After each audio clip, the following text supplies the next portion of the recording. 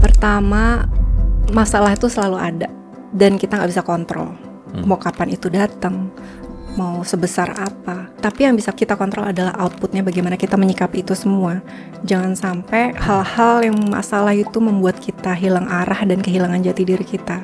Kadang kesempatan nggak selalu datang terus-menerus, tiap bulan ada kesempatan bagus. Bahkan mungkin nggak bisa datang 2 kali. Ketika kesempatan bagus itu datang, berikan semaksimal mungkin, seprofesional mungkin. Ketika lagi kerja mau capek, beban emosionalnya seberat apapun, ya nikmatin aja, karena besok mungkin udah nggak punya kesempatan itu lagi. Sosial media menurut kamu membuat orang lebih dikenal atau justru makin kehilangan dirinya sih?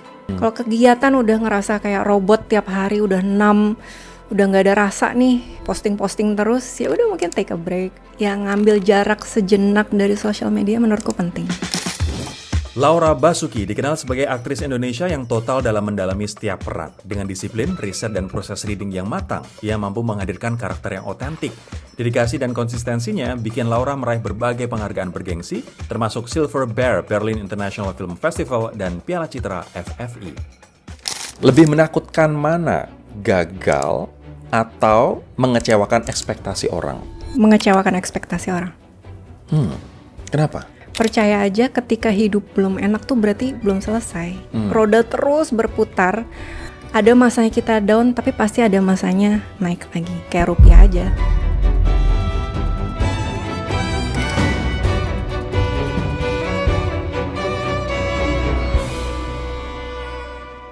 Guys, gue happy banget lo enjoy konten Room for Improvement dan bahkan mengikuti konten-konten yang ada di podcast ini. Tapi ada satu hal yang bisa lo lakuin dan ini gratis, ini gampang banget, yakni dengan subscribe channel ini. Karena dengan subscribe, lo ngebantu channel ini terus berkembang, terus ada, dan juga terus produktif untuk menghasilkan konten-konten yang bermanfaat tidak hanya untuk lo, tapi juga untuk banyak orang Indonesia di luar sana. So please bantu gue, hit that subscribe button. Thank you. Episode ini harus lo simak karena gue mau wawancarai sosok yang nggak cuman berprestasi, tapi juga intellectually very deep. Dan dia adalah salah satu sosok yang nggak perlu rame-rame, nggak perlu cari perhatian di sosial media, tapi orang selalu mencari dia karena when it comes to her, we can guarantee that it's all about quality. Laura Basuki, award-winning actress, apa kabar? Openingnya serem banget, Rory. Kabar baik. Kabar baik. Ya. Semoga justru malah nggak jadi pressure ya. Kayak lo Ini soalnya merah nih mukanya udah. lo flawless dan do it everything effortlessly gitu. Waduh, amin aja deh. Memenangkan Piala Citra atau FFI 2 kali, 2010 dan 2020. Salah satunya untuk film Susi Susanti. Dan di 2010 itu bisa dibilang itu karir awal-awal, belum terlalu lama di industri ini. Iya. Ya nggak sih? Film kedua itu. Film kedua dan langsung memenangkan pemeran utama terbaik FFI gitu. How's the process? Apa yang membuat film kedua? Ini terlepas dari awardnya, terlepas dari pencapaiannya. Menurut lo apa yang membuat lo begitu cepat, Lor, untuk bisa dapetin Laura Basuki, the best version of Laura Basuki di industri ini? Menurut aku yang paling besar pengaruhnya tuh luck sih. Mungkin di timingnya, aku bisa dapat skrip yang tepat, di tangan sutradara yang tepat, dapat lawan main yang tepat. Akhirnya semua itu mendukung performanceku di awal karir. Kalau dibilang skill, bakat mah biasanya orang nggak pernah belajar soal acting, nggak ngerti soal kamera segala macam. Tapi rasanya waktu itu dipermudah aja jalannya. Wow, ini jarang banget loh orang yang wawancara dia akan bilang luck, biasanya kerja keras lah, biasanya dedikasi lah, biasanya komitmen lah. Itu udah pasti, itu udah standar basic setiap pekerjaan, itu pasti komitmen, disiplin, on time, gali karakter segala macam, itu udah menurutku itu basic. Tapi yang paling mendukung menurutku luck. Di timing, di orang-orang yang mengelilingi di project itu juga menurutku pengaruh besar. Ini yang gue denger dari beberapa sutradara yang gue tanya dan kebetulan waktu itu ngobrolin soal Laura Basuki adalah mereka suka kerja dengan Laura karena lo nggak drama. kita tahu banyak banget drama yang terjadi di lokasi syuting karena faktor pemainnya. Lo datang dengan siap lo, disiplin, dan lo profesional gitu. Siapa yang ngomong? Adalah beberapa sutradara gitu.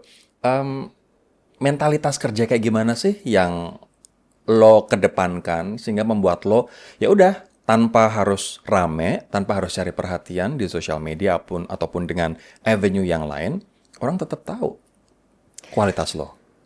Sebenarnya kita nggak pernah bisa kontrol apa yang akan terjadi di kehidupan kita. Nggak selalu di dunia pekerjaan yang kita jalani itu suasananya menyenangkan. Pasti ada hambatan-hambatan, pasti ada hal-hal yang nggak enak yang akan terjadi. Tapi yang bisa kita kontrol itu gimana kita menyikapi problem-problem yang terjadi. Kayak misalnya syuting. Aku selalu ngerasa supaya aku bisa tenang di lokasi, bisa ngejalanin dengan kayak bahagia tuh aku harus punya persiapan. Ibarat kayak ujian gitu. Kalau aku udah hafal betul dengan materinya, udah ngerti, mau pertanyaannya dibolak-balik juga aku pasti bisa jawab gitu. Jadi preparation is key. Yang kedua, kedewasaan kita menghadapi problem-problem yang akan terjadi. Gitu. Kayak gimana persiapan lo untuk satu project deh misalnya. Ini ada film Memburu Pemangsa ya. Film terbarunya Laura. Persiapan lo kayak gimana? Persiapannya pertama yang pasti proses reading. Proses reading itu aku biasanya ngebedah karakter bareng sama sutradara. Itu aku banyak pakai logical thinking. Kenapa dia bisa begini? Kenapa dia ngerasa kayak gini? Tapi aku jarang pakai insting. Insting itu baru aku pakai ketika udah on cam. I see.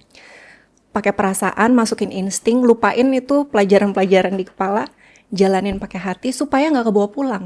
Kalau misalnya aku dari persiapan udah masukin semua perasaan, dikuras abis di persiapan, biasanya nanti peran itu kebawa pulang. Gitu. Nempel. Yang ada bukan hanya aku menyakiti diri sendiri, tapi nyakitin orang-orang yang ada di sekitarku juga gitu. Karena aku kok kayak nggak punya kepribadian yang sama gitu. Berubah-berubah tiap kali masuk project. Atau mungkin aku bisa depresi sendiri di rumah gitu. Itu bahaya buat lingkungan di rumahku. Tapi ada metode beberapa aktor yang dia juga membawa pulang leading up to the shooting time. Jadi dia bawa pulang karakter ini sampai besok waktu syuting. Baru setelah itu dilepaskan.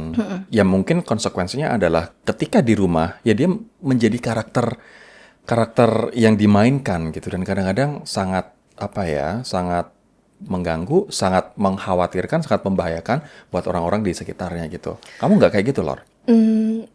Enggak sih, tapi memang beberapa aktor works dengan cara itu. Misalnya dia bawa pulang karakter supaya dia bisa stay in karakter, dia bisa ngerasain betul sehingga ketika main juga dia udah hafal betul gerakannya tubuhnya. Itu kurang works di aku. Kurang works di kamu. Di aku lebih terjadi biasanya magic di on cam ketika aku baru masukin insting dan perasaan ketika kamera rolling. Apa arti ketepatan waktu buat lo, Lor? Penting banget sih. Karena apalagi kerja di industri film itu melibatkan banyak sekali orang.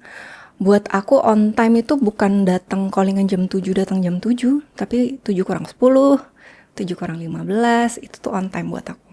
Kenapa? Aku nggak suka orang nunggu pertama, terus aku bisa punya banyak waktu ketika di lokasi, nyampe dulu mungkin aku bisa survei setnya, aku bisa ngobrol dulu sama sutradara misalnya ada pertanyaan, atau aku bisa bikin lebih familiar dengan tim yang akan bekerja sama dengan aku gitu. Salah satu tadi yang beberapa sutradara ini bilang adalah lo datang tuh selalu siap dan well prepared, udah jadi nih karakternya gitu. Berapa lama sih biasanya untuk lo dalam satu project, lo akan tarik mundur ke belakang tuh persiapan lo berapa minggu atau berapa bulan, Lor? Biasanya film itu persiapan 1 bulan. Tapi aku ada beberapa request, misalnya aku nggak mau terlalu sering reading setiap hari yang harus mengeluarkan emosi terus-menerus. I see. Biasanya aku akan request, boleh nggak hari ini kita ngobrolin aja, ngobrolin dari A sampai Z tentang filmnya, tentang sutradaranya maunya mengcapture seperti apa sih gitu. Karena draining di persiapan itu biasanya energiku habis ketika syuting. Jadi seringkali aku lebih pengen yuk kita obrolin kenapanya, proses kreatifnya maunya dibikin seperti apa gitu. By the way, sekarang di level karir kamu, lo kayaknya tiap tahun tuh masuk nominasi sih. Lo menang 2 kali FFI, lo masuk nominasi, dan lo bahkan kemarin dapat silver something dari Berlinale. Iya. Dan tidak banyak aktor ataupun aktris Indonesia yang bisa membawa pulang award itu gitu. Sekarang yang lo kejar hari ini, apakah uang, kebebasan untuk memilih peran, atau sebenarnya hidup yang lebih tenang, Lor? Aku bersyukur sih udah ngelewatin banyak hal ya. Syuting film udah adalah beberapa judul gitu. Jadi aku ngerasa aku sudah sampai di titik aku bersyukur sekali aku bisa merasa bahagia dan cukup. Jadi kalau ditanya sekarang targetnya apa sih, udah gak ada.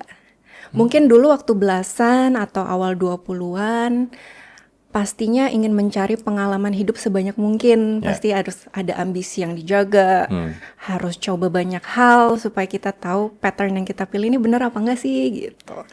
Nah aku sekarang merasa aku cukup. Jadi udah gak ada lagi hal yang pengen aku kejar lagi sih. Jadi aku kalau kerja bisa punya privilege untuk memilih mau yang kerja bahagia aja gitu. Sekarang kamu punya privilege untuk yang memilih. Apa yang, kalau orang pengen seperti kamu, aku udah nggak mengejar apa-apa, aku udah melewati fase-fase di mana aku udah banting tulang, masa-fase pembuktian udah selesai. Apa yang mereka butuhkan untuk bisa sampai di level kamu hari ini, Lor? Sebenarnya menghargai setiap kesempatan sih. Kadang kesempatan nggak selalu datang terus-menerus, tiap bulan ada kesempatan bagus, bahkan mungkin nggak bisa datang 2 kali. Jadi ketika kesempatan bagus itu datang, berikan semaksimal mungkin, seprofesional mungkin, semaksimal yang kita bisa, kerja bahagia, karena pada akhirnya ya, toh proses syuting itu akan selesai juga, dan kita akan merindukan proses syuting itu lagi. Jadi ketika lagi kerja mau capek, mau beban emosionalnya seberat apapun ya nikmatin aja, karena besok mungkin udah nggak punya kesempatan itu lagi gitu. Wow, jadi ketika ada kesempatan datang, mati-matian deh, maksimal mungkin. Wow, dan tadi ya kedisiplinan, ketepatan waktu, kualitas kerja, itu adalah hal basic yang Itu sudah basic, seharusnya standar banget. Itu bukan sesuatu yang spesial. Bukan sesuatu yang spesial. Kata orang, oh Laura tuh disiplin, selalu on time. Menurut aku itu bukan hal yang wow, itu hal biasa yang semua orang harus lakukan sih gitu. Kita melibatkan banyak orang loh. Budget produksi film kan nggak sedikit. Kalau misalnya telat gara-gara kita, nambah hari gara-gara kita, kan nggak enak juga gitu. Tapi walaupun mungkin aku baru di industri perfilman, aku belajar banget dari kamu dan dari Reza. Ada suara-suara yang beberapa orang tuh telat tuh sampai 2-3 jam loh, Lor. Mungkin menganggap mereka menganggap diri mereka the center of universe gitu. Kamu pernah di posisi itu, di mana kalian harus menunggu satu orang berjam-jam dan akhirnya semuanya kacau? Pernah pasti. Without mentioning names, apa yang terjadi? Ya udah, aku sih jarang sekali ngomel atau marah-marah di set ya. Aku punya jam kerja. Kalau misalnya udah aku datang on time, terus gara-gara nungguin satu orang kan mundur nih jam kerjanya. Biasanya aku ya kalau sekali 2 kali aku akan kasih lebih jam kerja. Tapi kalau enggak ya mau gimana lagi. Ubahlah skenarionya, kurangin kayak perannya atau apa gitu. Jadi aku benar-benar menghargai waktu bukan cuma untuk diri sendiri tapi kru juga. Kru juga, betul. Mereka yang kerja lebih keras daripada pemain. Gitu. Mereka datang lebih awal, pulang lebih telat. Jadi kadang-kadang aku kasihan sama orang-orang yang kerja di balik layar sih. Waktu itu skenario apa yang kemudian dilakukan? Nunggu mungkin satu orang ini yang datang terlambat. Datang terlambat berapa jam by the way? 3 jam. Ya kadang-kadang kalau misalnya ada beberapa sutradara, ya udah ini scene ini dibuang, atau ambil covernya Laura aja deh, nanti dia menyusul gitu, atau kita ubah adegan itu orang ini nggak ada gitu-gitu, macam-macam sih. Apakah ketika nanti kamu sudah jauh lebih besar, kamu sudah besar sekarang, tapi ketika kamu sudah jauh lebih besar, akankah tabiat seperti itu akan ada di Laura? Enggak sih, aku orangnya deg-degan kalau harus telat tuh. Misalnya kata manajerku, nggak apa-apa loh ini belum siap, ntar aja berangkatnya setengah jam lagi tuh. Aku deg-degan di rumah, kayak nggak tenang gitu. Selevel kamu masih deg-degan? Nggak tenang. Aku kayak, aduh nggak tenang, nggak apa-apa deh. Aku nunggu di sana aja. Aku selalu kayak gitu. Ya udah, aku akan berangkat pagian dan mendingan aku nunggu di lokasi daripada nunggu di rumah. Oke. Pernah nggak lo menolak sebuah film hanya karena mungkin perasaan lo mengatakan enggak, tapi sebenarnya film ini bayarannya gede banget, Lor? Pernah? Karena Sekali atau berapa kali? beberapa. Beberapa kali. Apa yang membuat lo menolak? Bukan karena skripnya jelek ya, tapi seringkali aku ketika membaca skrip tuh mencari ada nggak sih kayak rasa excited atau passionate tentang peran yang akan aku mainin ini, yang ditawarkan ini. Ketika aku baca, aku langsung bisa ngebayangin ini perannya akan aku bikin seperti ini, looknya mungkin akan seperti ini, gini-gini, berarti aku ada engagement dengan karakternya. Tapi kalau aku baca biasa aja, baru 3 halaman, aku taruh lagi kayak mau diapain ya karakternya, nggak kepikiran, biasanya aku nggak akan ambil. Itu insting di awal saat baca skrip tuh buat aku lumayan penting sih. Oke. Apa ada mungkin genre tertentu yang nggak kamu mau ambil? Enggak juga sih, aku open ke semua genre sih. Termasuk horor. Dan ngomong-ngomong soal horor, film terbaru kamu Memburu Pemangsa ini juga ada sisi horornya. Iya betul. Tell me more about it. Ini film soal apa? Film ini sebenarnya membahas tentang cerminan isu yang sangat besar di Indonesia. Salah satunya adalah penculikan anak. Gitu. Mungkin kita sadar ya bahwa kasus penculikan anak ini begitu besar terjadi di Indonesia, dan Umay ingin membahas film ini tapi tidak hanya mengangkat sebagai hiburan aja. Misalnya kayak begitu kredit title muncul udah selesai. Gitu. Umay adalah sutradara. Iya, Masya Allah, Umay ya. sutradaranya. Dia ngerasa dia butuh film ini untuk meningkatkan awareness juga, untuk memberikan penghormatan mungkin pada korban-korban yang pernah mengalami hal serupa gitu. Jadi ingin membuka perbincangan juga melalui film ini. Jadi selain mengangkat kasus yang besar, mungkin yang mudah masuk ke masyarakat luas ada genre horornya. Masukkanlah genre horor. Apa yang masyarakat perlu ketahui tentang fenomena penculikan anak hari ini menurut kamu? Sekarang ini, kemarin aku sempat diajak Umay waktu persiapan ketemu dengan Komnas Perlindungan Anak dan Perempuan gitu. Ya. Begitu mendengar kisah-kisah yang terjadi, bahkan yang parah-parah banget, aku nggak bisa spill di sini, itu ibaratnya di film ini tuh nggak ada apa-apanya. Jadi betul-betul masif, dan aku rasa hukuman untuk orang-orang penculikan anak ini, pelecehan anak, itu semuanya belum setimpal dengan apa yang mereka lakukan gitu. Jadi ya semoga film ini bisa memberikan ruang diskusi buat orang-orang, bisa semakin menyadarkan mereka harus meminta bantuan kemana ketika hal-hal serupa terjadi pada mereka gitu. Apakah ini maksudnya penculikan oleh misalnya organized crime atau yang dilakukan oleh bahkan di lingkungan terdekat, aka keluarga sendiri? Nah, kalau di film ini memang akan ada satu sosok, mungkin teman-teman udah bisa lihat di teasernya, yang masih misterius, tapi teman-teman bisa lihat lebih lanjut di websitenya memburupemangsa.com. Itu teman-teman bisa melakukan ikut sama-sama memburu.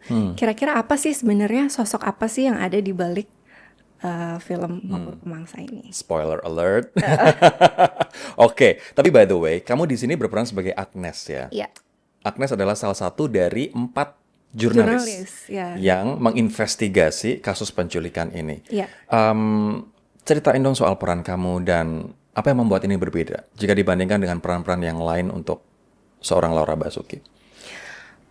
Pertama aku memang jarang sekali mengambil film genre horor. Terakhir tuh baru pertama kali tahun 2018.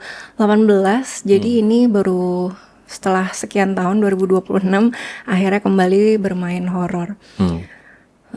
Ketika baca skenario aku ngerasa isu yang ingin disampaikan oleh sinemaku ini sangat penting. Terus aku juga melihat kemasannya bukan hanya horor biasa pada umumnya, tapi juga ada actionnya. Dan aku ingin bekerja sama dengan sinemaku untuk pertama kalinya gitu. Apalagi juga aku berempat di sini bersama Prilly, Taskia, Yasamin, itu baru pertama kali kerja sama semuanya. Oh ya, wow. Jadi excited banget waktu itu untuk akhirnya bisa bekerja sama. Oke, syutingnya udah selesai akhir tahun lalu, Ya. ya kan, di Jakarta. Di Jakarta. Sehat syutingnya? Sehat syutingnya 12 jam, tapi jamnya kebalik aja. Kembali, karena film horor ya. Film horor. Tapi menarik sih, maksudnya ini cerita yang syarat pesan dan juga syarat akan edukasi ke masyarakat soal fenomena penculikan anak di Indonesia, tapi dikemas dalam horor. Gue penasaran banget, tapi dalam satu kalimat deh, lo ngejelasinnya gimana? Maksudnya ini this is a social phenomenon, tapi dikemas dalam horor. Akankah horornya yang jump scare dan horornya yang kita tahu seperti di kita gitu, serem-serem gitu, atau akan kayak gimana? Mix of everything sih. Jadi dia horror, thriller, crime, dan action juga gitu. Ada dramanya juga. Jadi semuanya itu benar-benar tergabung, tapi secara benar-benar ngeblend sih semuanya. Tadi aku nggak kepikir itu semua genre bisa digabung jadi satu, tapi setelah baca skenarionya terus ngerasain di direct Umay, kayaknya ternyata menarik sekali menggabungkan elemen-elemen itu. Oke, gue tahu lo bukan jurnalis, tapi lo berperan sebagai pemimpin redaksi, which is kepalanya para jurnalis. Apakah menurut lo sekarang jurnalis masih menjadi harapan kita untuk mencari kebenaran sih? Sebenarnya ini jawabannya akan sangat kompleks, karena aku nggak bisa jawab iya apa enggak jurnalis masih mencari kebenaran. Di sisi lain iya, aku percaya media pasti terus akan memburu berita kebenaran. Tapi di sisi lain dengan maraknya sosial media, sesuatu yang viral itu menjadi penting. Jadi bukan hanya memburu berita kebenaran, tapi juga mereka memburu viral, likes. Yang dimana mungkin perlu clickbait, judul harus dipelintir-pelintir. Ada juga media yang terus mencari kebenaran tapi mendapat ancaman. Yang itu akhirnya aku nggak bisa menjudge media itu masih mencari kebenaran apa enggak. Karena banyak sekali faktor X yang mengelilingi media sekarang. Correct. Jadi ya semoga kedepannya kita dipermudah lah mencari kebenaran ya. Tapi aku relate banget sih karena ya sebenarnya teman-teman media, karena aku di media ya 10 tahun lebih, even 15 years, teman-teman jurnalis pengen banget to get the word out gitu. Tapi karena organisasi medianya, karena kepentingan yang ada di balik medianya, bahkan mungkin ancaman, mereka tidak bisa menyampaikan apa yang seharusnya disampaikan gitu. Ini pas banget kemarin ada 4 jurnalis kalau nggak salah yang lagi liputan di Maluku Utara untuk pertambangan, mereka mendapatkan intimidasi ancaman sehingga batal. Sehingga batal liputannya gitu. Tapi kalau untuk memburu pemangsa ini, seberapa sentral peran media kalian? Lo sebagai pemimpin redaksi si Agnes ini. Ini sebenarnya sentral banget ya, karena mereka yang memperjuangkan mencari kebenaran berita didukung dengan polisi juga gitu.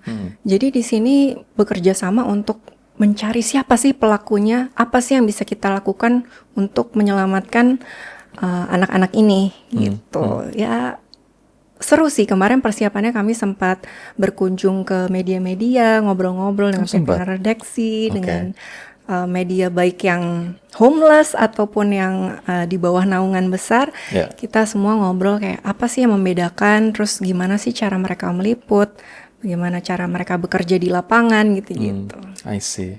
Kenapa 4 jurnalis perempuan? The DNA behind the story. Kenapa 4 jurnalis perempuan? Sebenarnya 4 jurnalis perempuan ini punya karakter yang beda-beda.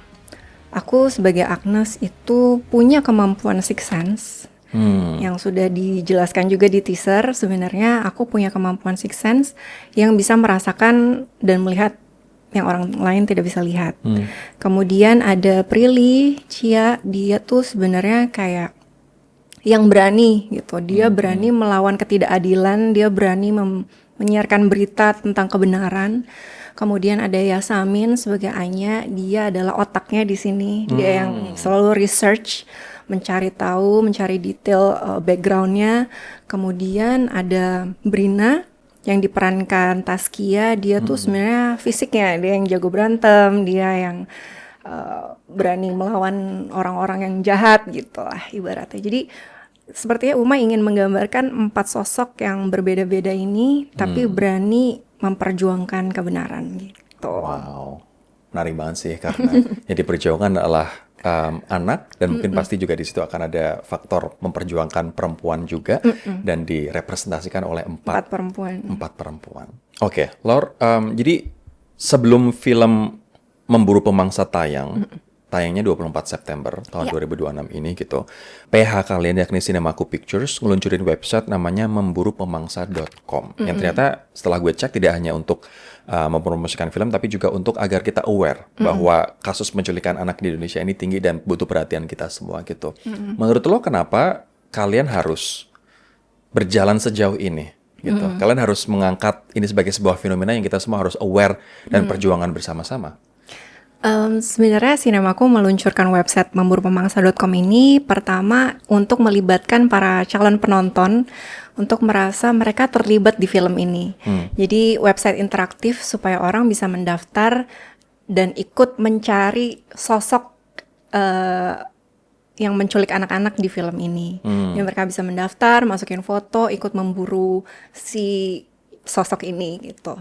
Dan di situ juga dilampirkan nomor hotline di mana teman-teman yang mungkin merasa dekat dengan kejadian ini atau mengalami hal serupa bisa menghubungi kontak yang ada tertera di website gitu. Karena Cinemaku juga bekerja sama dengan Lembaga Perlindungan Anak dan Perempuan supaya menyebarkan lagi kenapa sih kita harus aware, karena kejadian ini tuh sangat sering terjadi dan besar sekali di Indonesia. Mungkin salah satu kejahatan terbesar di Indonesia adalah kasus penculikan dan pelecehan anak-anak gitu.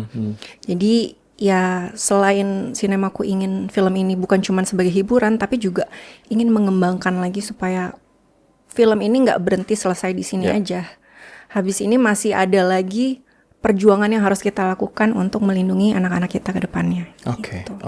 Oke. Gue akan sekarang beralih ke you as a person dan juga social media. Karena lo tuh tipikal kayak Reza gue lihat. Jarang banget update social media. Dia lebih parah nggak punya sosmed. Tidak expose kehidupan pribadi, boro-boro mau expose ya kan. Update aja jarang gitu.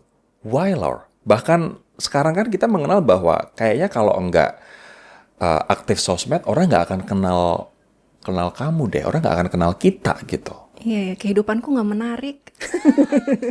Biasa aja. Mau posting apa juga kayaknya bingung gitu. Paling aku posting kerjaan yang memang diharuskan. Misalnya iklan, posting poster, posting trailer. Kadang-kadang sesekali aku posting juga diri sendiri tapi.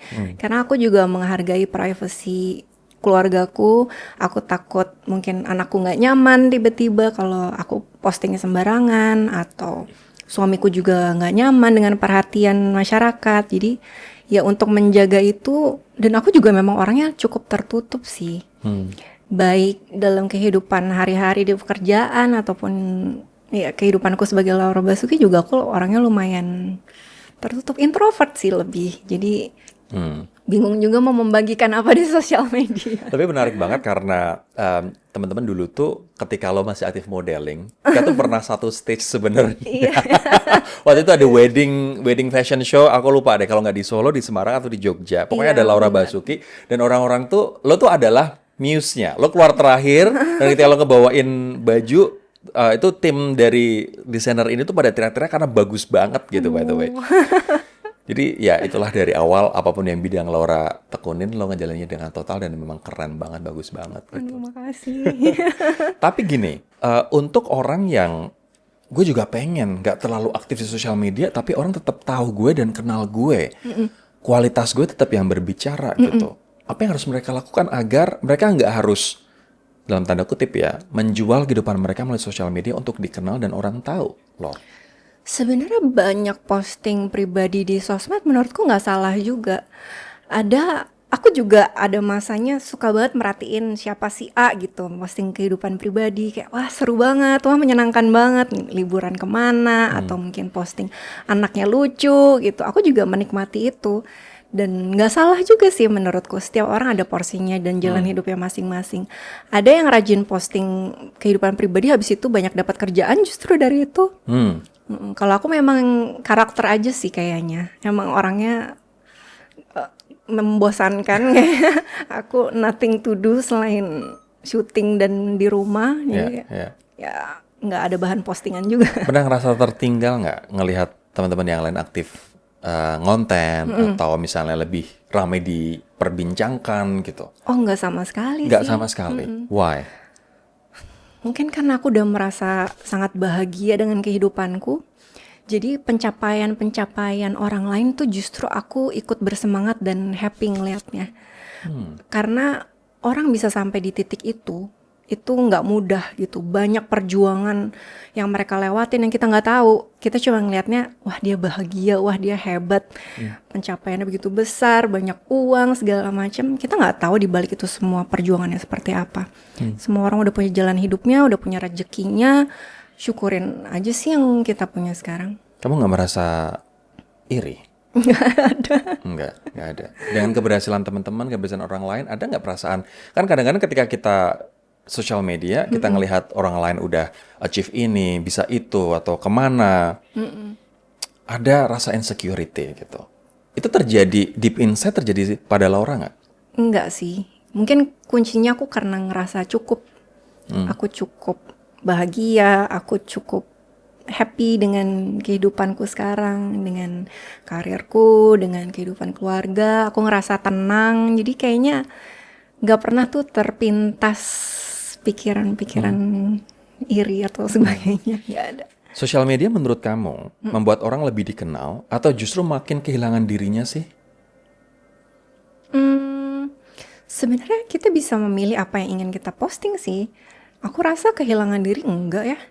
Orang banyak yang posting bare face kayak wah aku capek banget nih hari ini syuting sampai jam 3 pagi gitu-gitu. Itu ya fun aja sih menurutku, nggak ada yang kehilangan diri sendiri. Terus juga kalau orang mau posting foto cantik-cantik dengan angle terbaiknya itu juga wajar sih menurutku. Mereka kan pengen dilihat sebagai sosok yang baik, yang terlihat bagus di sosial media, nggak masalah juga, pilihan masing-masing. Pilihan masing-masing. Tapi ada orang yang bahkan banyak yang harus apa ya ibaratnya memenuhi ekspektasi standar di sosial media agar dia bisa diterima dan agar dia bisa divalidasi oleh orang lain, sehingga dia merasa kehilangan diri dan pakai topeng ketika di sosial media dan akhirnya kehilangan dirinya sendiri. Untuk orang-orang seperti ini yang saat ini tengah menggantungkan kebahagiaannya dari validasi di sosial media, tengah kehilangan diri karena aku kok lelah ya dengan sosial media, karena isinya akhirnya aku jadi membandingkan dan insecure dengan diriku sendiri. Apa yang pengen kamu sampaikan ke mereka, Lor? Mungkin harus take a break kali dari sosmed. Karena hidup nggak melulu berpusar di sosmed. Kita punya kehidupan nyata juga. Mungkin waktunya untuk tarik nafas atau ngerjain hobi yang kita senangi. Kalau kegiatan udah ngerasa kayak robot tiap hari, udah udah nggak ada rasa nih, posting terus, ya udah mungkin take a break, olahraga, nyalon, nonton, apa kayak untuk yang ngambil jarak sejenak dari sosial media menurutku penting. Memilah-milah apa yang perlu kita baca, apa yang perlu kita lihat, sama yang nggak perlu kita lihat. Gitu. Kalau kita mulai ngerasa iri, aku rasa udah ada yang harus direfleksikan lagi di kehidupan kita. Apa sih yang membuat kita iri? Mungkin bisa ke psikolog, bisa ngobrol dengan psikolog. Kenapa sih saya ngerasa iri? Mungkin ada luka masa lalu, atau mungkin ada hal yang belum selesai di diri kita gitu. Cari sumbernya. Dengan pencapaianmu sekarang, ada nggak sesuatu yang kamu korbankan untuk ada di posisi sekarang ini? Sebenarnya aku punya privilege dan keberuntungan kerja sebagai aktor tuh aku bisa memilih kapan aku mau kerja dan enggak. I see. Kalau aku ngerasa aku udah burn out, udah aku kayaknya harus istirahat gitu, aku pasti akan bilang manajerku mungkin aku minta break dulu sebulan gitu. Aku pengen liburan dulu dengan keluarga. Karena mengambil jarak tuh buat aku penting karena film-film yang aku perankan most Berat-berat. likely ya beban emosinya besar-besar gitu. Berat banget ya. Jadi kadang-kadang menguras tenaga juga, butuh break dulu sebentar. Mungkin teman-teman yang kantoran bisa pas weekend ngapain kayak kumpul sama teman, mungkin nonton di rumah segala macam. Atau sabbatical. Iya. By the way, film apa yang paling banyak menguras emosi kamu? Sampai itu kamu bener-bener capek dan setelah itu proses rilisnya PR banget. Semua sih. Tapi kalau rilis itu aku selalu menunggu aku bisa rilis peran. Kapan selesai gitu. Aku pengen buru-buru balik ke kehidupanku. Itu yang selalu aku rasain. Kalau beban capek secara emosional hampir setiap film ada. Kalau fisik sih paling capek sih Susi Susanti ya. Fisiknya capek banget. Iya, latihannya Secapek apa? 6 bulan full setiap hari. Badminton. Iya, latihan fisik juga, agility, 5 jam 6 jam tiap hari olahraga. Iya. Mencapai sih. Berarti sekarang udah siap ikut Olimpiade? Udah trauma lebih tepatnya lihat raket. Atau pon dulu kayak gitu? Enggak. Gue paling inget film lo itu yang menurut gue sampai tonton 2 kali tuh Heartbreak Motel ya. Oh, dengan iya. Reza ya. Iya, Itu ini banget sih. kompleks sih. Kompleks ceritanya. banget. Dan gue suka banget. Dan Thank you. bagus banget, keren banget. Terus yang sama Aryo Bayu, gue lupa judulnya, soal KDRT. Sehidup semati. Hidup Semati.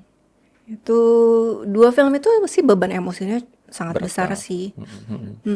Makanya pengen buru-buru selesai supaya buru-buru pulang balik ke rumah, kembali menjadi diri sendiri. Oke. Karena kalau menjaga peran itu ke rumah capek banget. Iya, iya. Tapi ada nggak, by the way, tadi kamu cerita soal bagaimana lo ngeregulasi biar tetap tenang, biar tetap seimbang, ya ini dengan take a break. Lo privilege, lo bisa, privilege dalam artian sebagai aktor bisa memilih kapan waktu bekerja, kapan enggak gitu. Tapi ada nggak kebiasaan-kebiasaan kecil Lor yang lo lakuin untuk menjaga lo tetap tenang dan seimbang? Baca buku sih. Baca buku buat aku nggak harus buku-buku tentang kepribadian, buku tentang motivasi, tapi buku-buku fiksi juga menghibur buat aku. Untuk memperluas cara pandang. Aku ngerasa dengan banyak baca buku tuh mempermudah aku empati dengan karakter yang akan aku mainkan gitu. Karena manusia sebegitu kompleksnya, aku berusaha tidak menjudge karakter-karakter yang akan aku perankan ke depannya gitu. Jadi dengan membaca buku. By the way, kalau hari ini ada orang yang ngerasa kehilangan semangat hidup, apa satu hal sederhana yang menurut lo bisa mereka lakukan untuk ngedapetin semangat itu balik lagi? Well, nggak semua orang beruntung bisa bekerja di bidang yang mereka sukai. Nggak semua orang beruntung bisa kuliah ambil jurusan yang mereka mau, kadang ada paksaan. Nggak semua orang merasa bahagia menjadi ibu rumah tangga kan suatu pekerjaan yang besar dan berat ya. Pasti ada masanya mereka down, masanya mereka ngerasa hidup kok gini-gini banget. Percaya aja ketika hidup belum enak tuh berarti belum selesai. Roda terus berputar. Ada masanya kita down, tapi pasti ada masanya naik lagi. Kayak rupiah aja. Kadang turun, kadang naik. Lebih sering di bawah, Lebih tapi sering akan di bawah, kagak naik-naik nih masalahnya. naik dikit, turun lagi. Kagak naik-naik. Bahkan Iya kemarin sih. kehebohan di Bank Indonesia dengan mundurnya Betul. gubernur. Aduh, Betul. kemana-mana ya. Iya. Tapi pasti roda berputar. Iya. Sesuatu yang nggak enak pasti akan menemukan hikmahnya. Kalau dalam ilustrasi roda, lo sekarang lagi di atas atau di bawah, Lor? Di tengah kayaknya. Nyangkut. No, Di atas seriously. enggak, di bawah enggak. Lo di mana sekarang? Aku merasa hidupku statis sih. Dari awal karir sampai sekarang, aku merasa hidupku mudah, dilancarkan. Guys, intermezzo dulu. Jadi selain bisa dinikmati via YouTube, konten atau podcast ini bisa juga didengerin via Spotify. Jadi jangan lupa untuk follow dan juga kasih bintang 5 untuk podcast Room for Improvement di Spotify. Thank you. Lo bilang hidup lo tidak sulit, dilancarkan. Apa yang membuat itu? Apakah lo rajin berdoa? Apakah lo rajin berderma? Apakah lo menjadi anak yang baik buat mama papa lo, suami lo? Atau gimana? Apa yang membuat hidup lo begitu mudah, Lor? Itu juga jadi pertanyaanku seumur hidup. Kenapa aku dilancarkan, dipermudah? Dari kecil sih aku ngerasa hidupku statis aja, nggak pernah mengalami ups and down yang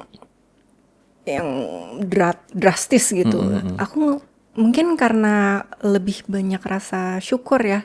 Mau sekecil apapun proyeknya, sebesar apapun proyeknya, semua aku lakukan dengan sama, dengan keinginan memberikan yang terbaik yang sama gitu. Jadi setiap kesempatan mau kecil sebesar apapun pasti aku manfaatkan semaksimal mungkin. Mungkin itu jawabannya, rasa syukur. Dan rasa syukur membuat kita tenang. Kadang-kadang kita menciptakan masalah sendiri simply karena kita nggak bersyukur sih. Nggak bersyukur dan overthink. Nggak bersyukur dan overthink. Lo nggak pernah overthink? Nggak pernah. Apa yang ada di pikiran lo sehingga nggak overthink? Masalah hidup kan banyak banget, apalagi lo berkeluarga. Kosong aja. Malah mencari masalah di peran. Mencari masalah di peran. Iya, aku ngerasa hidupku kan udah mudah nih hidupnya gitu-gitu aja. Di peran lah aku menemukan warna-warna kehidupan, bahwa manusia tuh ternyata kompleks sekali, permasalahan tuh banyak sekali gitu. Dan cara kita menanggapi masalah tuh beda-beda banget. Jadi aku mencari warna hidup tuh di peran-peran yang aku mainkan gitu. Oke. Nyari masalahnya di situ. Nyari masalah. Iya. Tapi punya hidup tenang dan punya hidup yang statis nggak masalah itu underrated banget. Orang selama ini mencari-cari, kok hidup aku nggak berwarna, kok hidup aku gini-gini aja. Akhirnya mereka mencari roller coaster kehidupan. Padahal hidup tenang itu sebenarnya dambaan buat Itu mewah banyak banget. orang. Itu mewah banget. Dan kalau menurut Laura, kemewahan itu bisa didapat, kuncinya adalah rasa syukur. Syukur dan ngerasa cukup terus. Ya. Oke, kita ada di segmen rapid fire question. Gue akan tanya cepat, Laura jawab cepat ya. Waduh, ya. Nanti kita akan elaborate along the way. Ini Oke. nggak susah kok. Ya. Lebih menakutkan mana, gagal atau mengecewakan ekspektasi orang? Mengecewakan ekspektasi orang. Kenapa? Gagal menurutku penting ya untuk proses pembelajaran. Gimana kita bisa dewasa kalau kita nggak pernah gagal? Penting. Kalau mengecewakan ekspektasi orang, aku ngerasa orang sudah memberikan kepercayaan untuk kita melakukan sesuatu, udah komit, tapi kita tidak memberikan yang terbaik. Aku takut ngecewain. By the way, apa kegagalan terbesarmu, Lor? Di tengah kehidupan kamu yang tadi kamu bilang, ya statis, tenang, nggak sulit. Kegagalan terbesarmu apa? Apanya?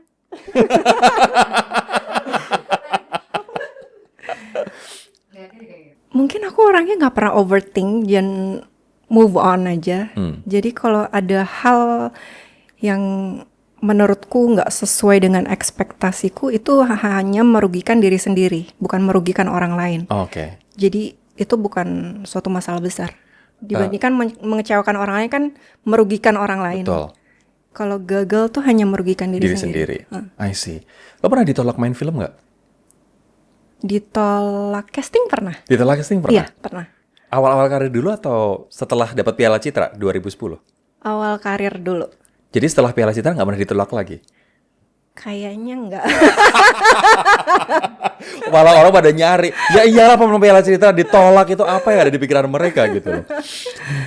Kayaknya enggak. Soalnya kebanyakan juga sutradara kadang melakukan proses casting itu mereka udah tahu di kepala mereka mau pakai siapa. Betul. Kadang hanya perlu untuk meyakinkan investor mungkin atau meyakinkan sebuah PH mungkin gitu. Wow. Aku akan cerita banyak sih soal apa yang barusan kamu tadi omongin nanti setelah kita selesai show kita ini, podcast kita ini.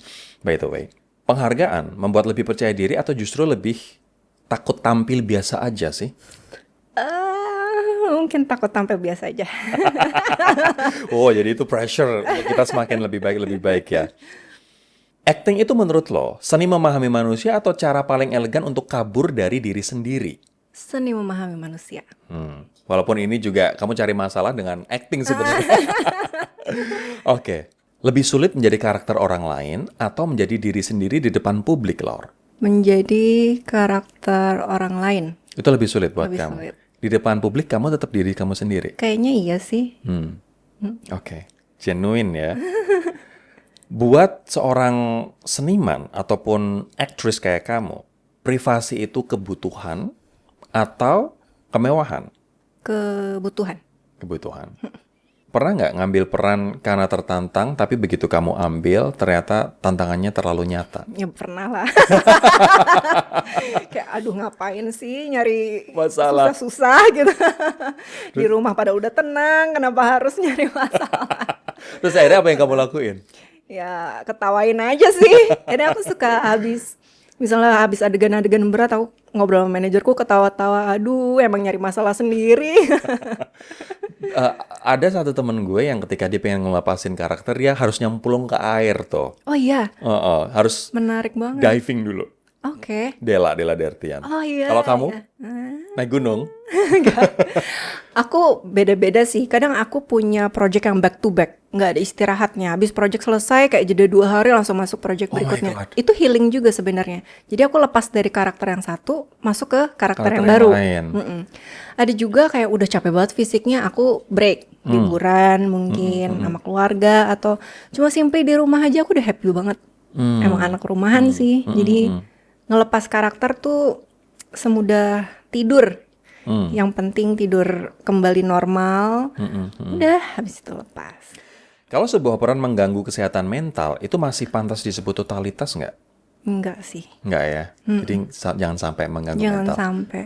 Ada yang sampai bunuh diri, ada yang sampai Iya. menyakiti diri sendiri. Itu udah nggak benar sih harusnya. Ini gue jadi teringat Heath Ledger, Iya.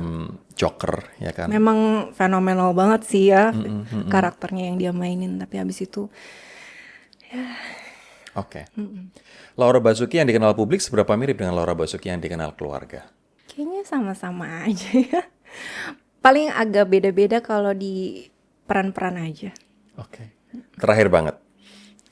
Apa pelajaran hidup terbesar yang menurut lo dapatkan dari film Memburu Pemangsa ini yang mungkin akan bermanfaat buat teman-teman yang nonton podcast kita? Sebenarnya film ini menggambarkan isu yang sangat berat dan besar. Semoga outputnya penonton kita tidak hanya bisa mencari hiburan, tapi juga bisa meningkatkan awareness dan kesadaran kita untuk melindungi anak-anak. Kalau banyak perempuan atau teman-teman penonton di sana yang merasa bahwa kok gue kayak Laura ya, dalam artian aku pengen berjuang sebaik mungkin dan menganggap bahwa tepat waktu, disiplin itu adalah hal yang basic banget, dan suatu saat aku pengen hidup tuh mengalir aja setelah aku melewati semua perjuangan ini gitu. Apa yang lo sarankan untuk mereka lakukan, Nor? Pertama, masalah itu selalu ada. Dan kita nggak bisa kontrol. Mau kapan itu datang, mau sebesar apa. Tapi yang bisa kita kontrol adalah outputnya, bagaimana kita menyikapi itu semua. Jangan sampai hal-hal yang masalah itu membuat kita hilang arah dan kehilangan jati diri kita. Tetap lakuin yang terbaik, tetap berusaha memberikan yang semampu kita bisa, karena usaha tidak akan mengalahkan hasil. Oke. Yang kedua? Tadi baru pertama, kedua gue tagih nih. Yang kedua, rasa syukur dan cukup itu. Rasa syukur dan cukup. Laura Basuki, thank you banget buat waktunya. Sama-sama, Ya. Rory. Thank you, sukses terus buat memburu Thank you. pemangsa. I'll see you in the next video. Bye-bye.